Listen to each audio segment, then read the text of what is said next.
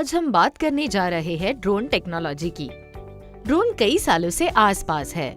वो कई उद्देश्य के लिए उपयोग किए जाते हैं और कई क्षेत्रों में बहुत मददगार हो सकते हैं। हालांकि हाल के दिनों में ड्रोन बहुत अधिक लोकप्रिय हो गए हैं और विभिन्न क्षेत्रों में उनके आवेदन में तेजी से वृद्धि हुई है। तो आइए जानते हैं हवाई क्षेत्र की चकाचौंध करने वाली इन मशीनों के बारे में। इस वीडियो में हम बात करने वाले हैं ड्रोन क्या होते हैं, ड्रोन इस्तेमाल करने के नियम, उन्हें कहाँ इस्तेमाल किया जाता है, ड्रोन तकनीक द्वारा प्रदान की जाने वाली संभावनाओं को जानना, ये जानना कि हम ड्रोन तकनीक का उपयोग कहाँ कर सकते हैं और कहाँ नहीं। ऐसे समय में जब ड्रोन विमान संचारों की दैनिक विशेषता बन गए हैं और हवाई क्षेत्र में फैलने वाले हैं, तो अच्छा है कि हम एक मिनट रुके और सोचे कि एक बहुत ही बुनियादी और एक बहुत महत्वपूर्ण प्रश्न की जांच करें, और वो प्रश्न है, आखिर ड्रोन क्या है। ड्रोन को मानव रहित हवाई वाहन के रूप में लिया जाता है, जो मानव पायलट के बिना अपने आप उड़ सकता है। ड्रोन्स या मानव रहित हवाई वाहन को उड़ाने के दौरान गतिशीलता बढ़ाने और कम वजन वाले विभिन्न हल्के मिश्रित सामग्रियों से बनाया जाता है।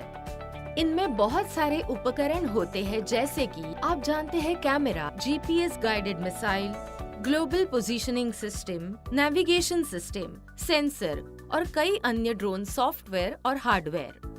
ड्रोन कई आकार और विभिन्न कार्यों की एक विस्तृत श्रृंखला में आते हैं। इसे डिजाइन विन्यास के अनुसार वर्गीकृत किया जा सकता है, जैसे वजन या इंजन का प्रकार, अधिकतम उड़ान ऊंचाई, परिचालन स्वायत्तता की डिग्री, परिचालन भूमिका आदि। ड्रोन्स का इस्तेमाल परिवहन, कृषि, रक्षा, कानून प्रवर्तन, निगरानी और आपातकालीन प्रतिक्रिया सहित विभिन्न क्षेत्रों में किया जाता है। इन क्षेत्रों में ड्रोन्स अत्यंत उपयोगी है। तो आइए ड्रोन के कुछ नियमों को समझते हैं।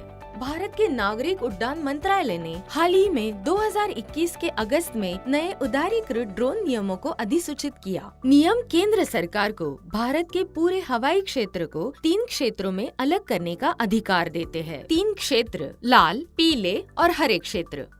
ग्रीन जोन एक परमिसेबल जोन है, येलो जोन एक इंटरमीडिएट जोन है और रेड जोन एक नो फ्लाई जोन है। नियम पूर्व अनुमति के बिना रेड जोन या येलो जोन में ड्रोन के संचालन पर रोक लगाते हैं। हालांकि ग्रीन जोन में ऐसे किसी प्रावधान की जरूरत नहीं। किन तरीकों से सरकार ड्रोन का इस्तेमाल करती है, आइए कुछ उपयोग के मामलों को देखें। संचालन में आसानी, सीमित मानवीय हस्तक्षेप और उत्पन्न परिणामों के कारण ड्रोन का बड़े मापने में इस्तेमाल होता है। वर्तमान में उनका उपयोग देश भर में कृषि, शहरी नियोजन, आपदा प्रबंधन, बुनियादी ढांचे, परिवहन, निगरानी, खनन, वानिकी और कई अन्य क्षेत्रों में परिवर्तन लाने के लिए किया जा रहा है।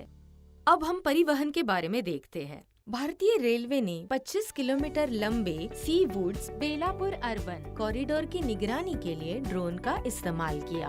डेटा जानने और विश्लेषण करने के लिए ड्रोन का उपयोग किया जा रहा है। डेटा केवल 2 दिनों के भीतर इकट्ठा किया गया था। परियोजना के विभिन्न स्थानों पर पूरा होने की स्थिति, साइट पर इवेंट्री और बाधाओं जैसे संसाधित आउटपुट ने रेलवे अधिकारियों को अपने उच्च प्रबंधन को एक परियोजना की सटीक स्थिति को भौतिक रूप से साइट पर जाने बिना पेश करने में मदद की। आउटपुट और अंतर्दृष्टि ने रेलवे अधिकारियों को क्षेत्र के दौरा किए बिना, समय और लागत की बचत के बिना अपने निर्णय निर्माताओं को परियोजना की प्रगति पेश करने में मदद की है। ड्रोन से उन्हें काफी ज्यादा मदद मिली है। भारतीय राष्ट्रीय राजमार्ग प्राधिकरण ने परियोजना के लिए आवश्यक भूमि की सीमा के संबंध में सटीकता सुनिश्चित करने के लिए Salem Chennai green corridor expressway परियोजना में ड्रोन इस्तेमाल किए हैं। सेलम में इस 8 लेन सड़क परियोजना के लिए 20 गाँव में 248 हेक्टेयर भूमि का अधिग्रहण किया जाएगा।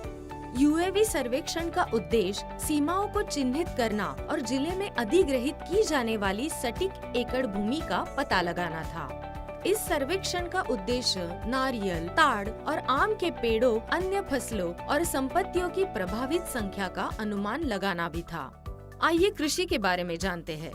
महाराष्ट्र सरकार ने कम वर्षा के कारण फसल नुकसान का आकलन करने के लिए मराठवाड़ा क्षेत्रों में खेतों पर ड्रोन इस्तेमाल किए थे, जिससे किसानों को समय पर हस्तक्षेप और मुआवजा सुनिश्चित किया जा सके। इनके सफल परिणामों के आधार पर सरकार ने एक पायलट प्रोजेक्ट के तहत मराठवाड़ा क्षेत्र के 51 गांवों की मैपिंग का प्रस्ताव रखा है। एक पायलट परियोजना के रूप में कर्नाटक सरकार फसल प्रकार की पहचान, फसल के क्षेत्र का अनुमान, फसल के स्वास्थ्य और फसल की उपज के आकलन के लिए ड्रोन का इस्तेमाल कर रही है। कर्नाटक में कृषि विभाग द्वारा पालन की जाने वाली मानक संचालन प्रतिक्रियाओं की स्थापना करके पूर्वानुमान लगाना, यही उनका उद्देश्य है। आइए देखते हैं आपदा प्रबंधन के बारे में।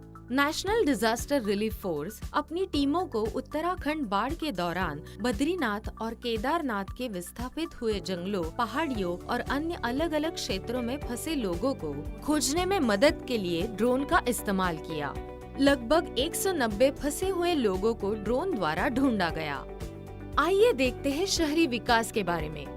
एक पायलट परियोजना के रूप में कर्नाटक की सरकार संपत्ति कर अनुमान के लिए और एक शहर, कस्बे के आधार मानचित्र के निर्माण के लिए इस समय ड्रोन का इस्तेमाल कर रही है। चंडीगढ़ प्रशासन ने चंडीगढ़ में सभी संपत्तियों का हवाई दृश्य प्राप्त करने के लिए पायलट प्रोजेक्ट के हिस्से के रूप में ड्रोन तैनात किए हैं। मुख्य उद्देश्य चंडीगढ़ और उसके आसपास की सभी संपत्तियों के प्रत्येक आयाम का मानचित्रण करना था, जिससे प्रशासकों को भवन उल्लंघनों और अतिक्रमणों का पता लगाने में मदद मिलेगी। दूसरा विभाग है तेल और गैस।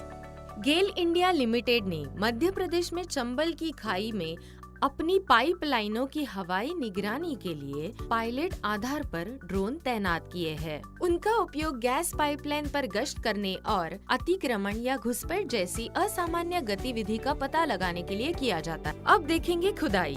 झारखंड में कोयले और लोहे की खदानों की सीमा और सुरक्षा क्षेत्र के निरीक्षण, पुनः प्राप्त क्षेत्रों में वनस्पति की गिनती और मात्रा की गणना के लिए खदान और डम की रूपरेखा के लिए ड्रोन इस्तेमाल हुए हैं। अब देखेंगे वन के बारे में। हरियाणा वन विभाग ने वन्य जीवों की निगरानी और अरावली रेंज में पेड़ काटने, अतिक्रमण और सड़क निर्माण जैसी अवैध गतिविधियों को रोकने के लिए 2 ड्रोन शामिल किए हैं, और वो है .11 ड्रोन। नाइट विजन कैमरों में लेंस है और 250 मीटर की ऊंचाई तक गति के साथ उड़ाए जाते हैं, वो भी 60 MPS की रफ्तार से।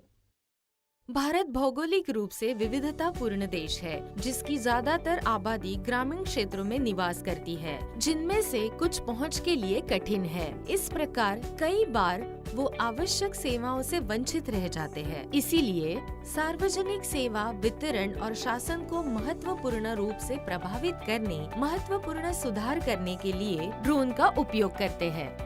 तो क्या होती है गमियां और इसकी सीमाएं?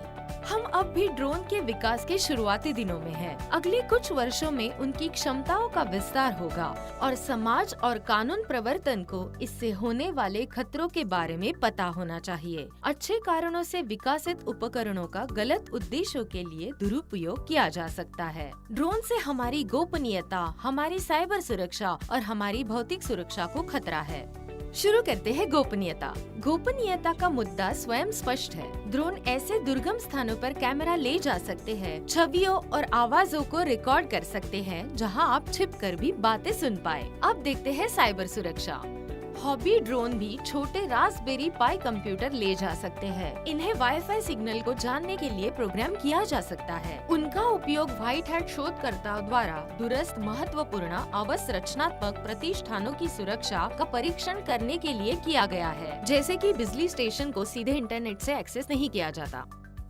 अब आखिर में देखेंगे भौतिक सुरक्षा। ड्रोन हमारी शारीरिक सुरक्षा के लिए एक खतरा है, जिसमें आकस्मिक नुकसान से लेकर गलत अनुमानों से लेकर लक्षित हमले तक शामिल है। काश हम आज भारी ट्रैफिक से बच पाते और घर पहुंचने के लिए ड्रोन ले पाते, पर ये सुनने में कहानी जैसा लगता है। पर कौन जानता है कि ये भी आने वाले दिनों में एक वास्तविकता बन जाए और यात्रा और आवागमन के अनुभव को हमेशा के लिए बदल दे, हर एक के लिए हमेशा। हमें उम्मीद है कि आपको ये वीडियो अच्छा लगा होगा। आज हमने बातें की है आखिर ड्रोन क्या होते हैं, ड्रोन इस्तेमाल करने के नियम, उन्हें कहाँ इस्तेमाल किया गया है और इस तकनीक द्वारा प्रदान की जाने वाली संभावना क्या है। अगर आपको वीडियो पसंद आया है और ऐसी उभरती हुई तकनीकों के बारे में और जानने के लिए एक्साइटेड है तो हमारी वीडियो देखना ना भूले। देखने के लिए धन्यवाद, फिर मिलेंगे।